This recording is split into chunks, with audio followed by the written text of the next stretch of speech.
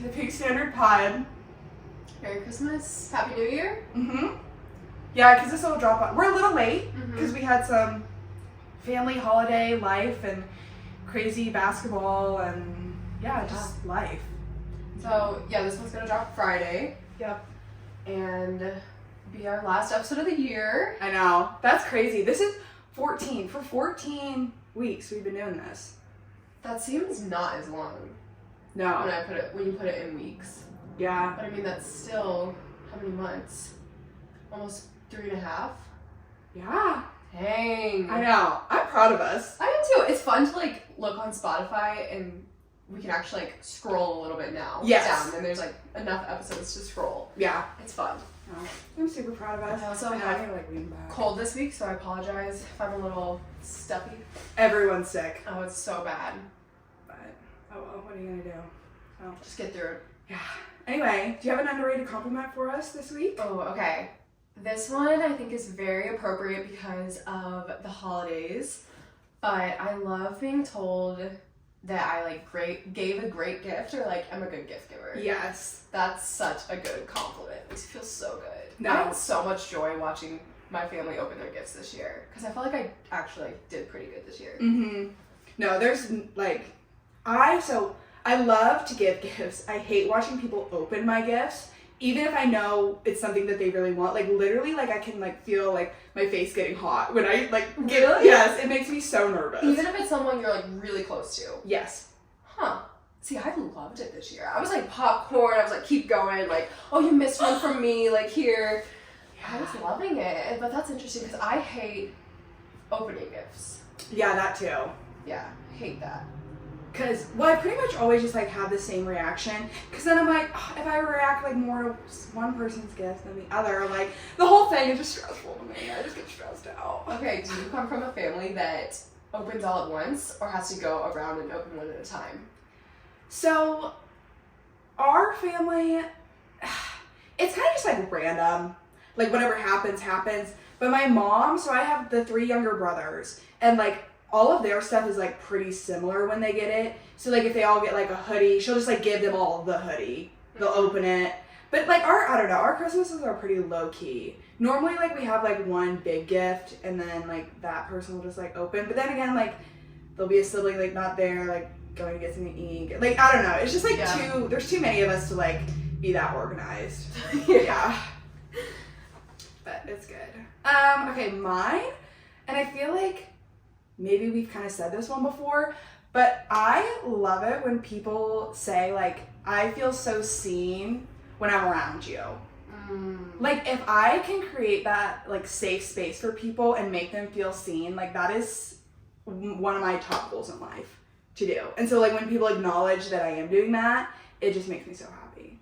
Oh, that's so good. Like just being a safe place for someone. Oh, that's the best feeling, to have that person around you and then also to be that person. Yeah.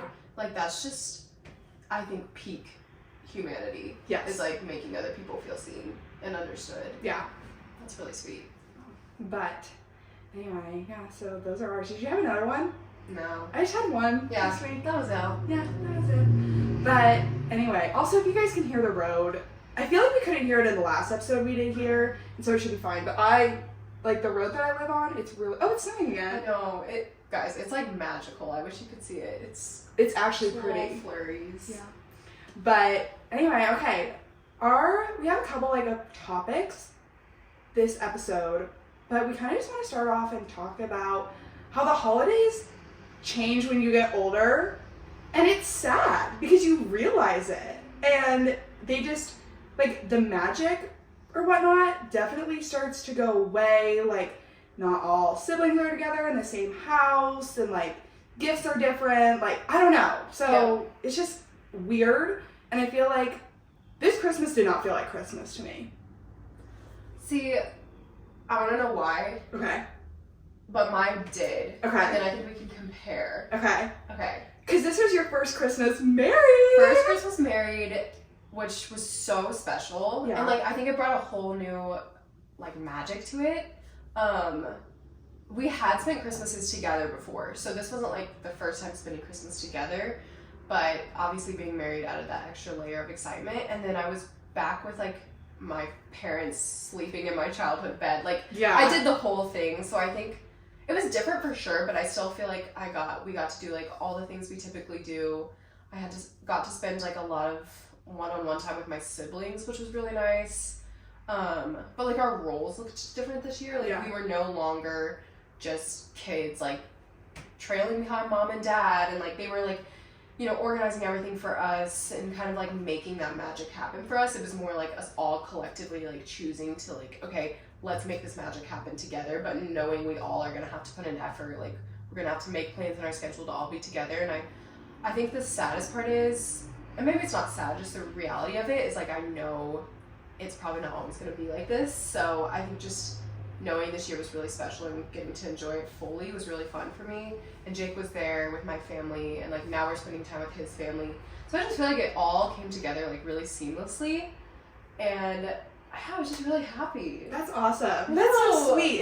It just sounds like you had a very sweet, like wholesome. It was. I love that. That makes me happy for you. But I want to know why you're so sad. No, okay, mine wasn't sad. And so, like, to my parents, my Nana, listening, because she listens every single week, like, it wasn't that it was sad, it was just different. Okay. I think I know a huge part of that is because this was my first Christmas holiday season in 3 years that I was single. Yeah. And, like, single, like, very much single. Jingle and mingle. No mingle, just single. And I love Christmas. Like, I am a Christmas girly. And this year, I almost had to force myself to like Christmas. Just because I felt like a sense of myself, like, missing, which made me really sad. And that was really hard. And one thing I really had to remind myself of is that, like, Ellie, you've always loved Christmas. This individual, you know, being gone from your life doesn't change that. It just makes it look different now. But I had to actively remind myself, like, you love Christmas. This is what you love. And my birthday's coming up, and it's kind of the same thing. Like, at the beginning of, I don't know, a couple months ago, like, I was all for, like, having a big birthday party, and I was so excited. The closer it's getting, like, I told my friends, I was like, force me to have a birthday party, because I do not want to this year. And I love my birthday. And so that's been really hard. I think I'm gonna cry. I do. Just because I have to remind myself that I love these things before being with this person. And I think the hard part is that, like, this person also loved, like, these holidays and my birthday as well. Yeah. And so now, like, having that gone, like, I'm just like, I don't even, like, care anymore. Like, I don't want to do any of it. But luckily I have the most amazing friends ever. And they've really, like, made it a point that this birthday is going to be big. It's my 21st, so it's going to be big anyway. Yeah. And I really am excited. But, like, I've just had to have such, like, be so conscientious of my feelings. Otherwise, like, they'll creep up on me and I won't understand why I'm feeling the way that I'm feeling. And that's kind of just been, like, a common theme throughout these past couple months anyway, is identifying my feelings and then, like, identifying why I'm feeling that way and, like, truly feeling them, which is something I'm not very good at, is, like, just because I like to just make myself busy. That's the way I cope. It's like I just get insanely busy. That way I literally, like, don't have time to feel, and that's not healthy, which I know, I'm fully aware of, but just actually being able to, like, identify the feelings that I'm having, feeling them, and then being like, okay, what is the next step now? Because I can't, like, stay in that sadness, because that's just, you can't live there. I mean, people do. And it's an awful way to live. Yeah. But you do have to live in it. You know, you have to go through it to get out of it, or whatever that saying is. Mm-hmm. But, so yeah, that was definitely the biggest challenge of my holiday season. And so I am thankful just for Christmas to be done. But I'm really excited for next year, this upcoming year. I am excited for my birthday. And good things are to come, so. I'm excited for your birthday. It's gonna be so fun. It's gonna be so fun. I'm really excited. I think something I've been trying to do, I think, probably starting last year, and what you were saying kind of reminded me of it, is like using your younger self as like your role model. Yeah. I love that idea because when I was younger, I was like a feel deep kid. Like I felt everything so deeply, and I was so like emotional and had like very profound thoughts even from like a really young age. Mm-hmm. And I was like a lot more, I don't know, just like pure and like, I don't know, the older you get, life just happens to you, and like the world just wears on you, and it's easy to like fall into even just like trends and what's popular right now and kind of like lose yourself in that. But I've been really trying to just like ask myself what my younger self would do or feel or like think or want from me. It's been really cool. It's like I always get very clear direction from it. And so like what you were saying reminded me a lot of that. Like younger Eliana used to love Christmas, and so like older Eliana does too. She just needs to be reminded of it. Yeah. And I think it's just because it's like, who better to look up to than your younger self? I don't know. They just had it figured out. Yeah. And when we lose it along the way, we just gotta find it again. No, I love that. That's really sweet. Another thing, I was listening to this podcast, and this girl, she was also like going through a breakup. She actually broke off an engagement, so like whole nother level than like me. And I'm like, whoa. Wow. At 30 years old. So like, oh, whoa. Like I have nothing to complain about. I'm fine. And she was just talking about like finding what you like to do, you know, aside from that person on your own. She's like, I really had to go back to what I liked as a kid. Yeah. Like I loved being outside. I loved riding horses. I loved like just singing all the time. And so she kind of just took a step back and was like, okay, her name was Maggie. Younger Maggie like loved those things. I still love them. I just kind of forgot because yeah, life happens, and when you're doing life with another person, your hobbies kind of come together. And I think more so if you don't know who you are separately. And so you have to know who you are separately in order to come together like fully. Totally. But yeah, so I love the younger self, everything. I do too. It's so sweet. It really resonates once you get to be this age. Like how much yourself that person was, but also how different they were than who you are now, and like trying to re-find that in yourself, I think has been a really cool journey for me. Especially like even being married, like you were saying, I have to make an intentional effort to like remain my own person. Yeah. Which is actually kind of difficult. Like it's really easy to just merge and kind of morph into like one person together. And I know in certain ways you are supposed to do that, but it's also so healthy to like maintain your individuality. I'm so proud of myself for like speaking that word without butchering it. But yeah, that's kind of just, I don't know, something I always think about at the end of the year and at the beginning of the year. I get like really sentimental around the end of the year. Love. I don't know. I hate that like birthdays and end of the year, I like always cry. Yeah. Oh yeah. Yeah, I cry pretty much almost every day. I cry, which I love. I love to cry. It's fabulous. But no, my birthday is a big crying one for me. Yeah, end of the year. But have you ever had a New Year's kiss? Like, Not one that I mean, Jake, when we were dating, but not like I feel like that doesn't count.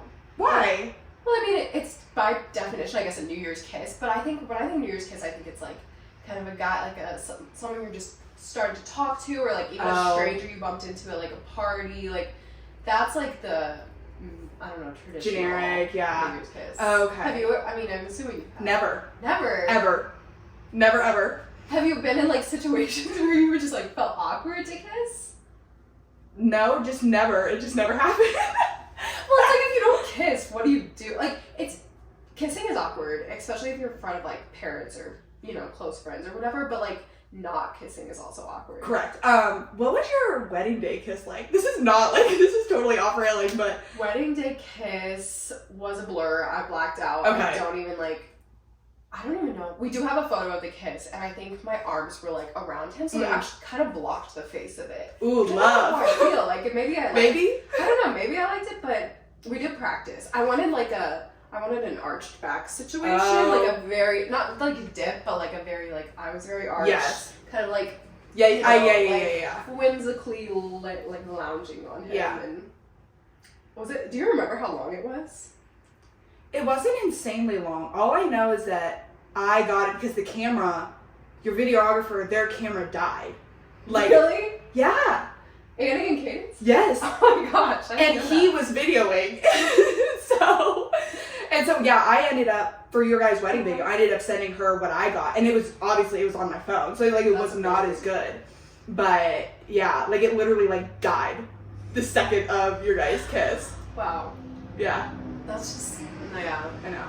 It's ironic. But you guys, I mean, got fabulous pictures and literally everything. I just got disposables. Remember how like the guest book Yes. was disposables? I just got them developed at the Oh place my gosh. in Springfield. They are so good. Like honestly, I think there's only 2 of Jake and I, but that's how I wanted it. Like, Yeah. I wanted it of the guests so I could remember who was there, and they were just like, they turned out so good. Like the lighting was really good in most of them, and everyone was just like happy. And I got some really good ones of your brothers. Of course you did. Like Owen was like strutting. My And gosh. I was like Jake, and I was like, we have to send this to him. But no, it was. Yeah, we definitely got a lot of content out of that day. Yeah. Like, we sucked the content out of that day. No, but it was beautiful. Good. It was worth it. The best day ever. We definitely segued way further than we thought we were going to. Okay, let's just Reel it back in. Reel it back in. Let's get into it. Okay. Dumb business. I want to talk about my breakup. Because it is the most commonly asked topic that we get. Yep. Maybe just that I get. Like, from people that I know, then also, like, just random people. Because we've, like, mentioned it. People know that I'm single. People know that it's new. Like, on here. I mention it on my TikTok every once in a while. More so recently. But I'm a little over 4 months out of it. And at the beginning, like, it was, like, one of our top topics that we were like, we're going to talk about this at the beginning of starting this podcast. And I was just like, I'm not ready for that. Yep.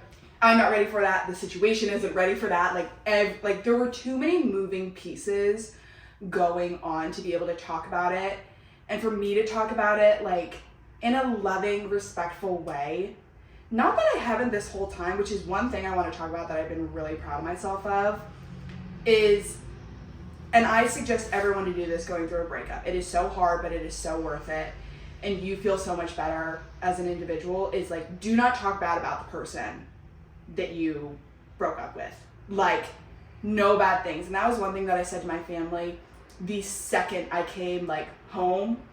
I was like, this is what happened. No one gets to say anything mean. Like, no one at all. And if I start saying something mean, like, cut me off, because no one. And people have tried to, and I've literally been like, we're not doing that. Like, there's no, I'm not holding a space for that.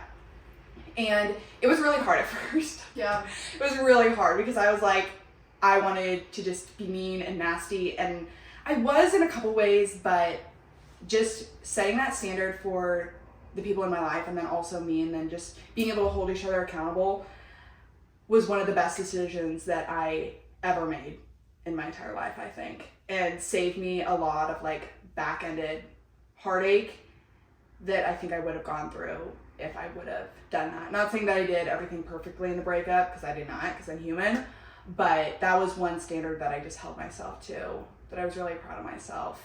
And my reason for that was, I kept telling everyone, because this individual and I, like, we have a lot of mutual friends, you know, same community, like, we just know a lot of the same people, and I was just like, if you love me, then you will love him. Mm-hmm. And so then that's just it. Like, that's the end of the conversation.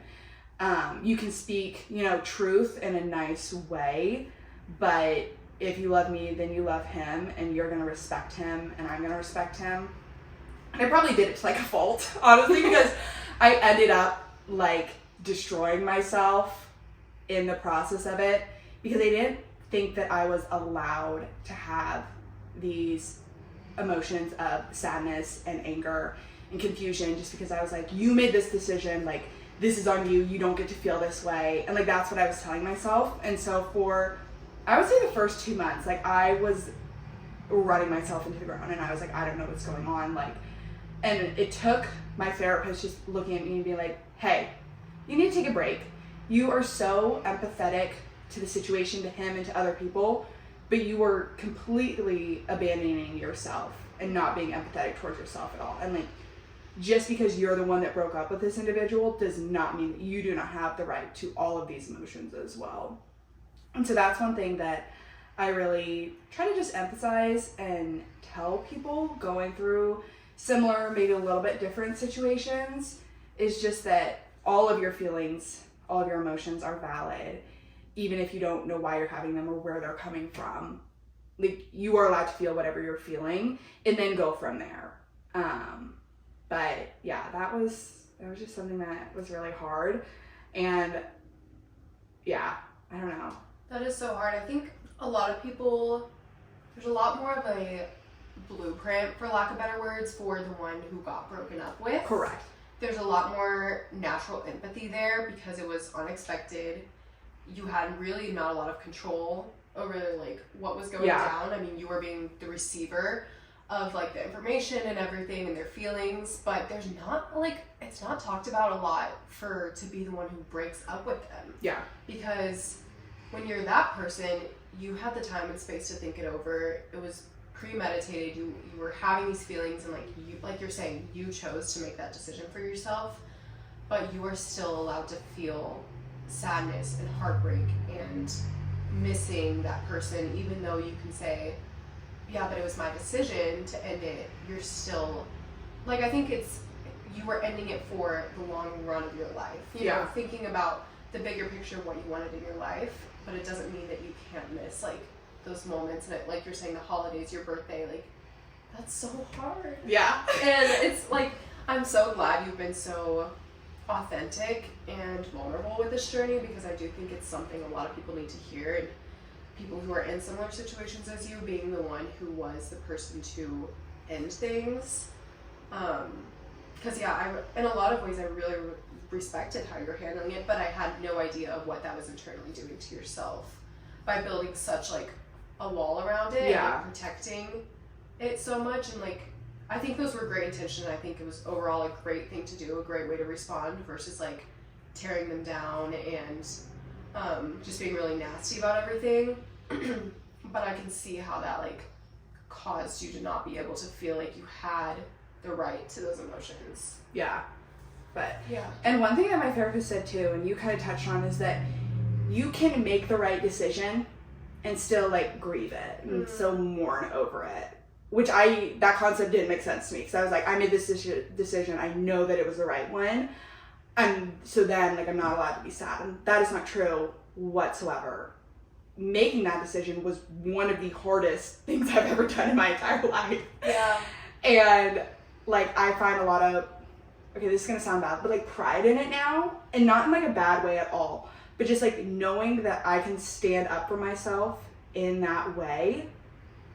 Like, that is something that I will forever be proud of myself of, and honestly give me confidence to do so many other hard things in life, which I have already, I feel like, done. Because I literally use that, and I'm like, if I can do that, which was probably the hardest decision I've ever made in my entire life, then like everything from here on out, like whatever, like everything's easy. Yeah, but you can make the right decision and still like mourn over it and be really sad. And part of that comes from just being an empathetic empath like person anyway, is that you feel for others. And so I wasn't only feeling for myself, I was feeling for this individual, the family, it's my family. Like there was so many more people involved than just me and this individual. And so yeah, it has been a long like, or I don't know, we're at like 4.5 months. Yeah, like the last quarter of the year, really. Yeah. Which is crazy. Like, I don't know, when you think back to the beginning of the year to where you are now, like, that is insane. When I think about like even where I was this day last year, I couldn't even, I would never ever guess. No.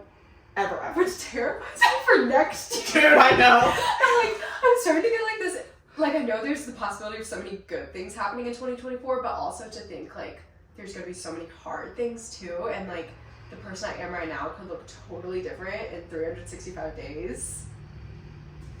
Yeah, I don't know. I wish I could like step back in my body and like watch myself like last year than like present day. And one thing really like therapeutic that I did is I wrote a letter to myself last year. It's like, brace yourself. This year's gonna kick your butt. Like, you wrote it last year to like I wrote now? present self to past to January Ellie.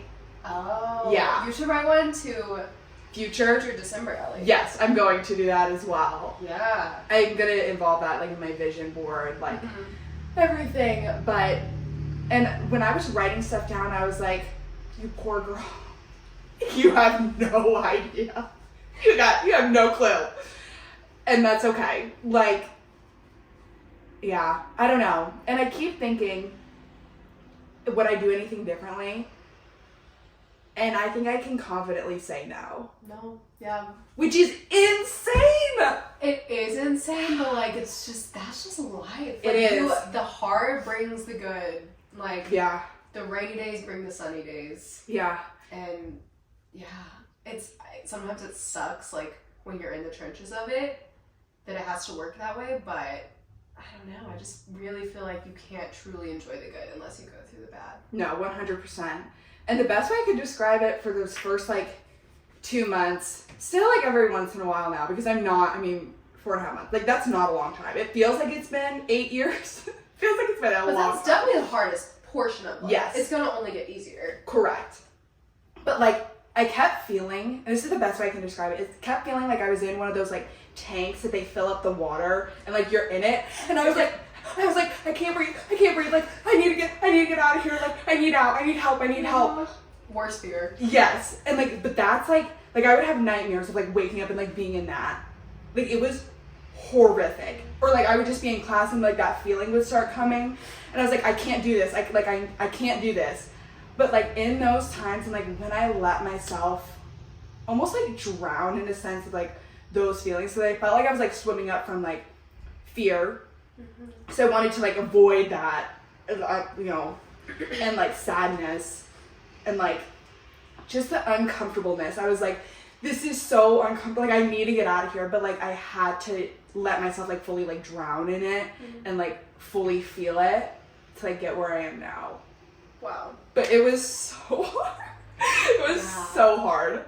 I mean, choosing to like put yourself in discomfort is so counterintuitive. And, yeah. Like, I mean, we have a moment of discomfort. Like, I'm hungry, I eat. Right. Like, I'm tired, I sleep. I'm bored, I do something. Like, any sort of negative feeling or comfort, like, I immediately try to soothe. And I do think, like, you're going to be so much more of an empowered person because of how you've, like, let yourself bask in the discomfort of it. And, like, became familiar with discomfort, which I don't think is something as a lot of people can say they, like, aren't familiar with. But that's crazy. Yeah. My top word for 2024 is uncomfortable. And that word is kind of what got me through, like, this season, is that I was, like, live in it, do it, you're gonna get through it. Like, it is gonna make you want to scream sometimes, and then do it. Like, you're fine. But, yeah, knowing that I was putting myself in one of the worst situations possible and being like, all right, I'm going in head first. Like, yeah. And I would like to throw this out there that my, relationship was so sweet and so good in so many ways. And, like, when I look back on it, I can't do anything but smile. Like, every single time. I know. And so you're probably like, what is wrong with you? And at the end of the day, if we stay away from, like, all religious reasons and all that, I didn't know who I was. And I still don't. And that's something that I'm finding out right now. And I didn't realize, like, how much of my just identity I found in this person, in our relationship. And so if if I don't say anything on his side, which I don't want to at all, neither of us were perfect in that. Okay, moving past that. Like, I just didn't know who I was. And now, like, I'm just really doing the work to find out, like, who I am. And it is so, like, I love getting to know me. Not every day, but, like, most days, I don't know, it's so fun. And I keep reminding myself that everything I'm doing right now, I could not be doing in a relationship. Yes. Not in a bad way. at all. In the best way. In the best way. And that's like one thing, because all my friends are like, why aren't you on dating apps? Why aren't you dating? Why aren't you? No roster. And you're like, why are you single? Yes. Why? But, and it's the weirdest time in my life because I could not be more like anti-boy anything. No man era. No man era, I know. Still in it. It's not come to an end yet. Yeah. We'll let you know. Yeah, we will. But yeah, I love being single, and I'm excited for when the time does come that I'm supposed to be settling down, but that's not right now, and I do not want it to be right now. And so, yeah, life is crazy and it's sad sometimes, but most of the time it's really good. It's all about perspective. It's gotta be at least one. Right. What's Yeah. your word? Yeah. No, I'm so happy for you. Thank you. And I'm becoming okay with being, obviously when people get in a relationship, people are like, I'm so happy for you. People get married, they're like, I'm so happy for you. It's like, be happy for your single friends who are thriving and having the time in their young 20s to figure themselves out, because so many people don't get that. Like, honestly, I haven't gotten that. I mean, I had to do it. I have been in a relationship since like early college. Yeah. And I never dated through high school. So like, but the taste of singlehood in high school versus like in your 20s is not the same thing. But yeah, like I just still think it's so cool that you're like getting to do things and not have to think about anyone else but Ellie. It is, I hate using the word like selfish because it's such a negative word, but in the best way possible. Like, I love being selfish right now. Yeah. And I feel like at the same time, like I'm the most selfless I've ever been. Like, I'm really learning how to just like be a good friend, a good daughter. Like, I've talked about that before. But one thing I wanted to say that I didn't end up getting to because I got sidetracked was that your relationship does not have to be like toxic, bad, abusive for you to leave it. I'll leave it at that, just to keep it very general. But that's one thing that a lot of girls have reached out to me about. They're like, you left that relationship and like you weren't getting pushed down the stairs. Like, wow. And I'm like, yes. Like, yeah, no. Not that was ever going to be a thing whatsoever. But like, all I wanted to emphasize was on, if you have this feeling, you have it for a reason. Lean into that and go from there. Yeah, but it's really sad that the fear of being single is so much more powerful than the fear of leaving or like staying in a toxic, abusive relationship. Yeah. And I mean, it is the reality for so many girls and men. And like, I just think what we can do to bring light to like the beauty of singlehood is so empowering for those kind of people. Yes. who know that, yes, they're stepping into something so uncomfortable, but also like something so beautiful and a season of freedom and just like discovering themselves. And so I don't know, I love that you're like doing that, even for like a small group of people. It may feel small, but like I think it could ripple out and reach so many people. Yeah. I don't know, it's pretty cool. So anyway, I wonder, I couldn't even start to make a prediction for myself for 2024. dude, I'm done. I'm done. Yeah, I'm done. That's true. I probably just shouldn't. People are like, when you tell God your plans, he laughs. Like, literally. 100%. I did write like a couple intentions for the year because I've stopped doing goals because I'm like, I'm going to fail. Yeah. And then it just makes me feel horrible like 2 months in when I'm like, okay, yeah, I already failed at that. But, and I think something else I'm like trying to do this year to make it more, something I'll actually like, stick to is kind of add it to things I've already established for my life. So like health and fitness like is already a pillar of my life. And so like now how can I take that one step further? Ooh, I like that. And so not like a drastic life change or like even not something numeric where it's like go to the gym 5 days a week, like nothing like that, but just more like I want to get like, I want to try making, like I've started to cook and bake a lot more, so I want to like take it a step further, like try making my own bread this year, or just like already stack on top of those habits I've developed. Like write a little more, read a little more, just, I don't know. I'm trying to think of some other ones I wrote. Oh, something I want to stop doing in 2024 is apologizing for things that I'm not actually sorry for. Love. And it could be as simple as like, oh, what? I'm trying to think of, like, even just, like, a conversational thing where I'm like, I'm sorry, but can, like, you grab that for me? Or, like, just be like, hey, can you grab that for me? Like, you don't need to say you're sorry. Yeah. Like, just, I don't know. And I've noticed, like, I have friends that do it very often. I'm like, stop. Like, you don't have to say, like, I'm sorry for, oh, can we swing by Sonic and grab a drink? Like, Yeah. no, just ask me. Like, you don't have to apologize. Yeah. I don't know. I think I'm sorry is so overused like Yes. that. And I think we just need to normalize, like, not apologizing for every little inconvenience that you feel like you're doing to someone. Well, I feel like it takes away from the true power of the words I'm sorry. Totally. Because if you're sorry about everything, you can't be. Yeah. At all. And you're not. And so that's fine. So when you are actually sorry, like, it just has more of, like, more power behind it. Mm-hmm. I like that. Even, like, in arguments with Jake, like, I don't want to say I'm sorry unless I'm truly in the place in my heart to be sorry. Love. Because Love. I'm not just, I don't want to put a band-aid fix and be like, I'm sorry, okay, we're good. Like, we said we're sorry.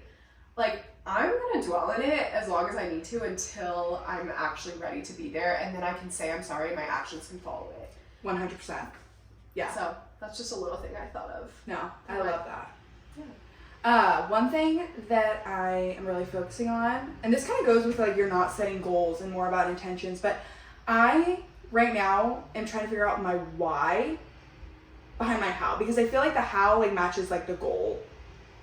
Yes. But if you know your why, then that is, like, ultimately what powers you, what motivates you, what, like, keeps you going. And so right now, like, I'm trying to figure out, first of all, like, what I want to do, and then, like, why. Because if I just say, like, oh, I want to be famous to, like, make a lot of money, like, okay, you and everyone else. But if I say, like, oh, I would love to, like, grow my platform on social media to, like, influence and, like, build a community between, like, young women, like, struggle, like, then that is, like, a good why behind it. And, like, that will make me a lot more motivated than just, like, being rich. Like, I don't care about that in the long run. Like, would it be a nice add-on? Obviously. Right. Duh. But, yeah, so. I love that, too. I like these mindset changes, and 2024, bring it on, please. Actually, bring it on. I think I know it will inevitably be easier than 2023. I think, but maybe not. But I don't know, whatever's to come, bring it on. I'm ready for it. She's ready for it. It'll be We're good. ready for it. Lots of tears, probably. That's okay. Yeah. So, anyway. I mean, if one thing, we started a podcast in 2023. Yeah. Which was always a bucket list of mine. So, yes. I mean, we did that. That counts for something. Yeah, not for nothing. Yep. But anyway, well, we'll see you guys next year. We'll see you next year. I'm Eliana. And I'm Lydia. And we are Pink Standard. Standard. Love you guys.